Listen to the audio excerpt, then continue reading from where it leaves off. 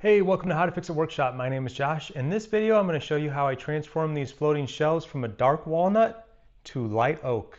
Many years ago, I built these floating shelves out of 1x6 pine and stained them to this dark walnut color. Back then, everything was dark walnut. We had it all over our house, and since then we started to transition to more of the lighter colors like white oak and red oak. It's the week before Thanksgiving here, and this is probably the worst time to do it because my wife's wanting to decorate for Christmas, and I gotta get these shelves back up ASAP. So hoping to get this done within about 2 days. Gonna sand them down. Hopefully it turns out well. Figure out a stain that we can use to match the other furniture, and then put a couple coats of polyurethane on the top for protection, and we'll see how it goes. I'm mostly concerned about the corners here. I think this is going to be the areas where that dark walnut, I'm not going to be able to get in there and sand, and if we zoom in tight, you can see there's a gap there. But with it being dark, that gap is kind of hidden, the mistakes are kind of hidden. One thing you can see is the nail holes, which I tried to strategically place on the top and the bottom so that those couldn't be seen from the front. This is my least favorite part of woodworking, the sanding. I mean, I think most people say the same. It's just so tedious, time consuming, and dirty. I got my mask on, I'm gonna have my headphones on, just relax for a while. Let the tool do the work. I'm starting with 120 grit, and then I'll move up. Hopefully this is coarse enough, I just don't wanna go too coarse.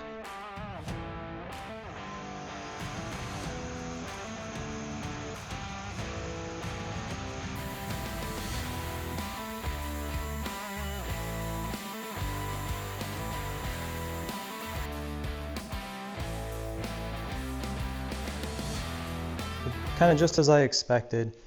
These seams here, they have a lot of the stain that I couldn't get out. I did try to sand, kind of round this over, but a lot of that stain really soaked up into the ingrain fiber there, which that's not too bad. I guess it's going to kind of give it a little bit of a rustic look.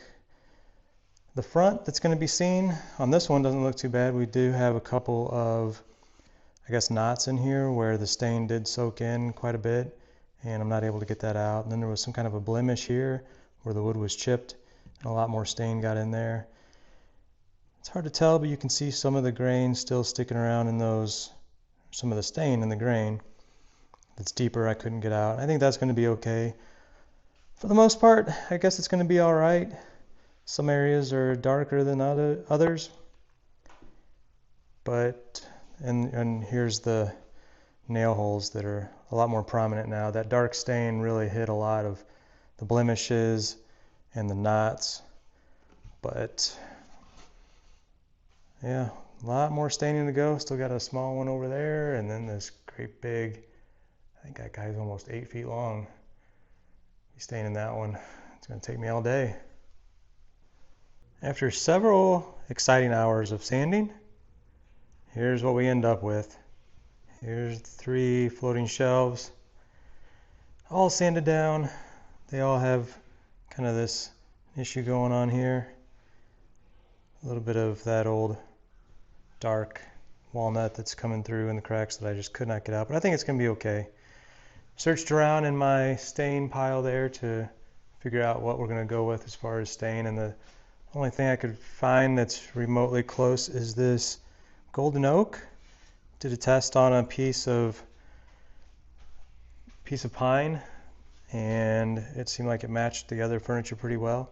I was going to use this stain conditioner, and I had this happen once before. I guess it just goes bad after a while. It gets all chunky and gross like that. So I'm not going to be using that. I'm just going to be using this little guy here, and let's get these guys stained up.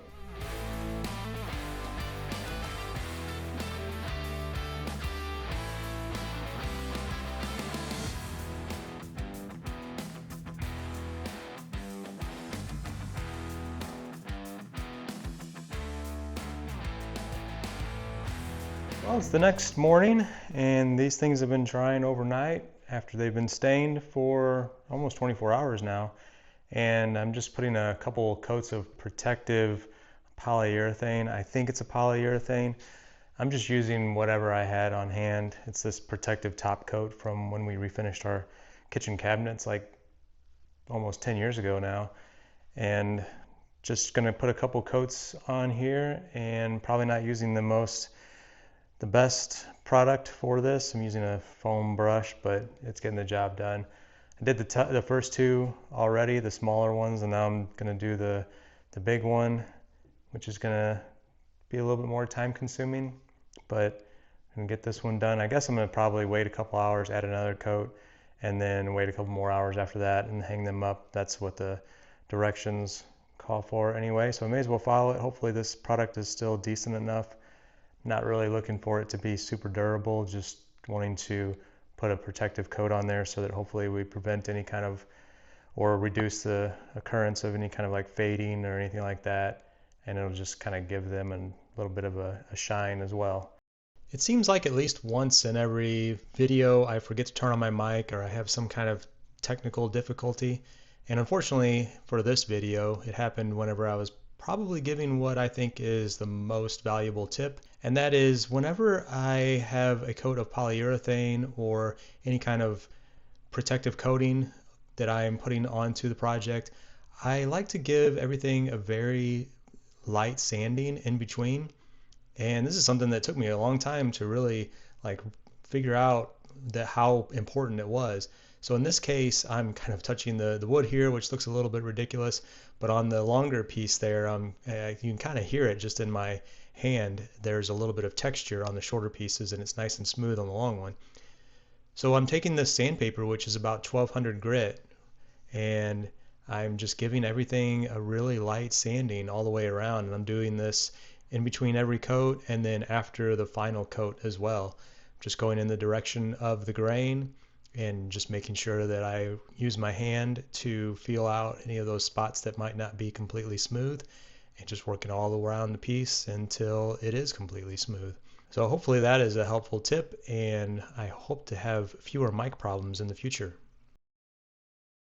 Well, I have to say this turned out way better than I expected, and I'm kind of embarrassed to say that I was procrastinating on this project for 2 years. I built the furniture for this room 2 years ago now. I thought that it was just a year ago, but it turns out that it was right around Christmas of 2023. And I wanted to change the color of these shelves ever since then, and just didn't think that it was going to turn out well, but it did. I really like how it looks, and I hope that this is helpful to somebody. It really wasn't that much work, but yeah, let me know what you think. And if you like this video, don't forget to give us a thumbs up and subscribe if you want to see more DIY and home improvement projects.